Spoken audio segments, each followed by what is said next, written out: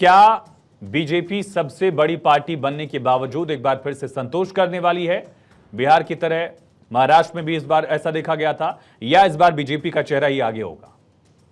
नमस्कार जी देखिए, पहली तो बात यह है कि अभी कल ही महाराष्ट्र के चुनाव आयुक्त ने अपनी अधिसूचना निकाली है, जिसमें 15वीं विधानसभा जो है वो प्रस्तावित हो चुकी है। तो आपने जो बोला कि कल कुछ चंद घंटे बचे, तो ये बिल्कुल सही नहीं है। 15वीं विधानसभा का गठन हो चुका है।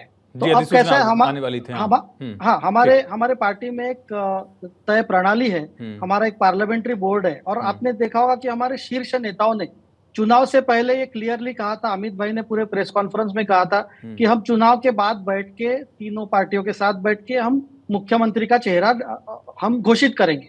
तो ये देवेंद्र जी और एकनाथ जी और अजीत दादा, ये सभी ने वो चीजों को दोहराया है।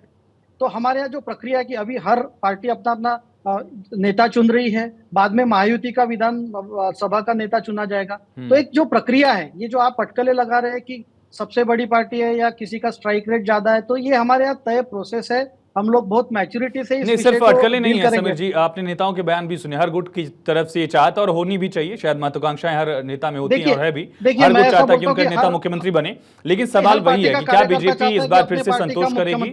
हाँ बोलिए।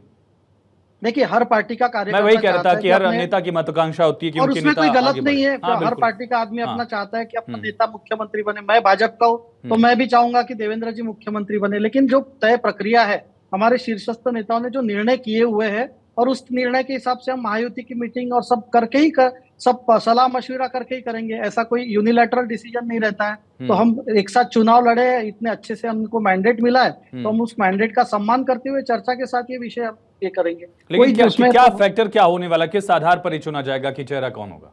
देखिए, फैक्टर ऐसा है कि हम लोगों का एक जो पूरा नेतृत्व है, वो पूरी चीजों का, सब चीजों का विचार करके सब तय करेंगे।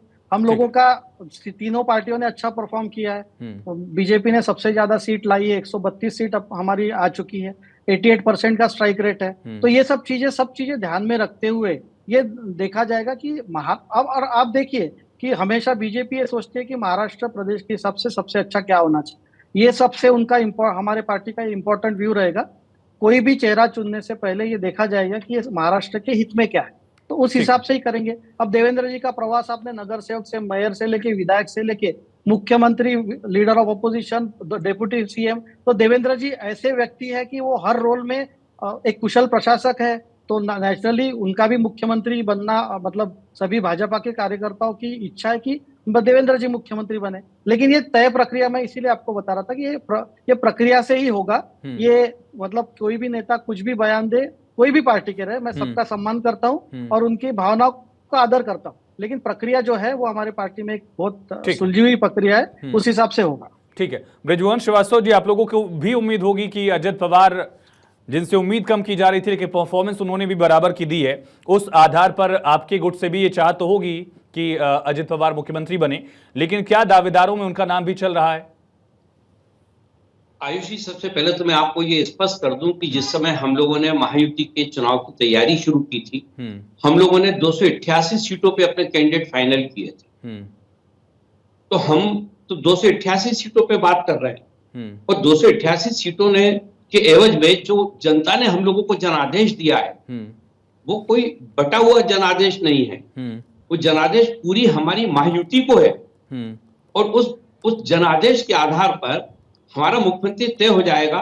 इस पर किसी प्रकार की कोई, मेरे को ना तो मुझे कोई संशय है और ना ही आपके दर्शकों को होना चाहिए। हम महाराष्ट्र को इतना बेहतर एक नेता देंगे मुख्यमंत्री के रूप में, जो 24 घंटे मेहनत करके महाराष्ट्र को देश के सबसे नंबर 1 का राज्य बनाएगा, और महाराष्ट्र के आम आदमी के जीवन को आसान बनाने के लिए, उसको समृद्ध बनाने के लिए रात दिन एक कर देगा। ये मैं जरूर वायदा कर सकता हूं।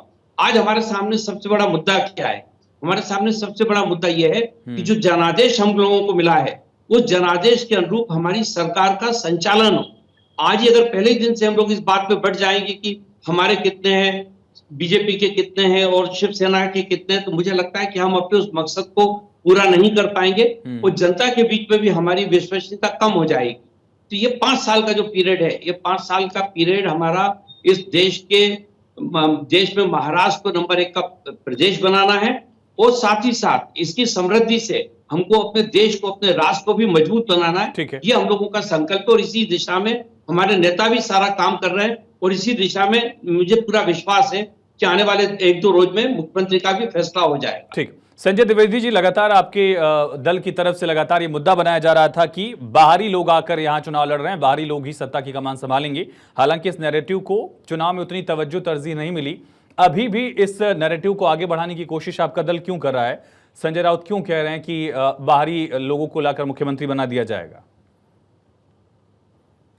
देखिए, पहले तो मैं बात करूंगा इस बात की कि 2019 में आप पीछे जाइए थोड़ा सा।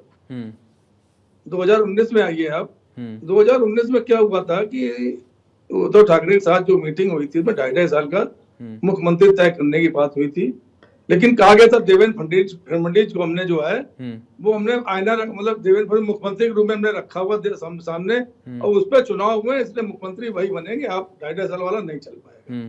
चलिए ठीक है, खैर वो इसका अजीत दादा पवार को बना दिया 80 घंटे के लिए, फिर हमारी टूट गया, कोई बात नहीं, गठबंधन। लेकिन आज की डेट में देवेंद्र फडणवीस के मैंने भाषण सुना था, उन्होंने कहा शिंदे के नेतृत्व हम चुनाव लड़ रहे हैं, शिंदे के मुख्यमंत्री हैं, इनके नेतृत्व में चुनाव लड़ रहे हैं। तो इसका मतलब यही हुआ था कि हम जो आने वाला दिन है वो मुख्यमंत्री शिंदे बनेंगे। अब भारतीय जनता पार्टी इंटरनल मामला किसी बने, हमें उससे मतलब नहीं है, लेकिन यही चीज देखिए आ गई है जो 2019 थी वही 2024 में आ गई कि शायद अब हर आदमी कह रहा है कि भारतीय जनता पार्टी का मुख्यमंत्री बनेगा। तो देवेंद्र फडणवीस का चेहरा जो है पहले आगे कर देना चाहिए था, शिंदे जी को हटा देना चाहिए था। तो ये जो चलिए इसमें वो तो चलिए वो तो उनकी चुनावी रणनीति थी, वो हाँ, कैसे मैं लड़ेंगे, दूसरी आप बात कैसे करने जा करेंगे? रहा हूँ, मैं दूसरी बात करने जा रहा हूँ अभी जी। परजीवी वाली बात प्रधानमंत्री जी ने कही थी अपने भाषण में, बड़े जोर जोर से उन्होंने परजीवी वाली बात पे कहा था कि साहब राहुल गांधी की जो पार्टी है वो परजीवी हो गई है।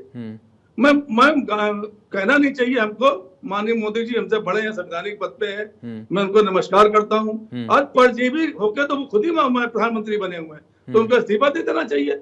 आज सब पार्टियों का वो लेके आज वो बने, 240 उनके पास है, बाकी पार्टी समर्थन लेके बने हुए हैं। दूसरी बात 30 साल पहले 25 साल पहले तो वो फॉर्मूला तो उद्धव ठाकरे भी उसी आधार पर गठबंधन में ही सरकार चला रहे थे। लेकिन मेरा सवाल ये था कि अभी भी ये नैरेटिव आगे क्यों बढ़ाया जा रहा है कि बाहरी किसी को लाकर बीजेपी मुख्यमंत्री बना देगी? कोई भी बनेगा वो महाराष्ट्र का ही तो होगा। संजय जी, आयुष जी मेरी बात सुन लीजिए। मैं कह रहा हूँ कि अटल बिहारी वाजपेयी 30 साल पहले आए थे और परजीवी बन के उन्होंने संगठन में। संजय जी ठीक है, मेरे सवाल का जवाब दिए। ठीक है, आपने अपनी बात कह ली। मेरा सवाल जो है, संजय राउत अभी भी क्यों उसी बात पर अड़े हुए हैं कि किसी बाहरी को लाकर मुख्यमंत्री बना दिया जाएगा? ये तो वाला कंसेप्ट तो आप खुद ही कह रहे हैं कि कोई मुख्यमंत्री बने, कोई निरुपभव है, हमें क्या हानि। अब उन्होंने अपनी बात कही, जैसे मैंने भी अपनी बात कही। मैंने कहा जब शिंदे जी के नेतृत्व में चुनाव लड़ा गया है तो दूसरा क्यों? मैं तो ये बात कह रहा हूँ। नेतृत्व में चुनाव लड़ना और सीएम फेस होना, ये दोनों में फर्क तो है ना। क्यों? सीएम फेस तो बनाया गया था ना, सीएम फेस बनके चुनाव लड़ाया गया। मैं तो साफ साफ कह रहा हूँ भाई। हमने ठीक है समीर जी, मैंडेट शिंदे के नाम पर है और आप लोग अब डिस्कशन कर रहे हैं, बहुत छोटा सा रिएक्शन, फिर मैं चित्रा जी के पास जाऊंगा। हाँ, जनता को कंफ्यूज करने की कोशिश कर रहे हैं। जैसे संजय राउत जी है, ये तो इनको ना सीटें आई थी ना कुछ आया था, लेकिन नाना पटोले जी और संजय राउत इस पे लड़ पड़े थे कि कौन मुख्यमंत्री बनेगा। तो उस वक्त जो प्रेस कॉन्फ्रेंस आपकी अमित भाई की जो हुई है, आप एकदम क्लियरली देखिए, उसमें देखा है कि आज के मुख्यमंत्री हमारे शिंदे जी है। हम चुनाव के बाद हम तय करेंगे कौन मुख्यमंत्री रहेगा, तो इसमें कोई कंफ्यूजन नहीं है। और जो उभाटा की जो पार्टी है, उन्होंने अपने अंदर देखना चाहिए। आज उनके साथ 2019 में उन्होंने जो बीजेपी के साथ धोखा किया, उसके कारण आज उनकी जो अवस्था हुई है उस पर ध्यान देना चाहिए। आज भी संजय राउत अलग अलग विषयों पे बोल रहे हैं, जबकि उन्होंने अपने पार्टी की तरफ ध्यान देना चाहिए। एक तो संजय राउत को कोई सीरियसली लेता नहीं है ना, मीडिया भी क्यों उतना सीरियसली उनके बयानों को तवज्जो देती है, मुझे नहीं समझता। सर पार्टी की सांसद हैं, प्रवक्ता हैं, वही उनका वर्जन रखते हैं, उनकी पार्टी आज से उनको सीरियसली नहीं लेगी। उनके एडवाइस के कारण ये सब हुआ है। तो मुझे ऐसा लगता है कि हमारे बीच महायुति में अच्छा तालमेल है। ये कुछ तभी नए इश्यूज तैयार करने की कोशिश हो रही है, इनका कोई ये प्रयास सफल नहीं होगा।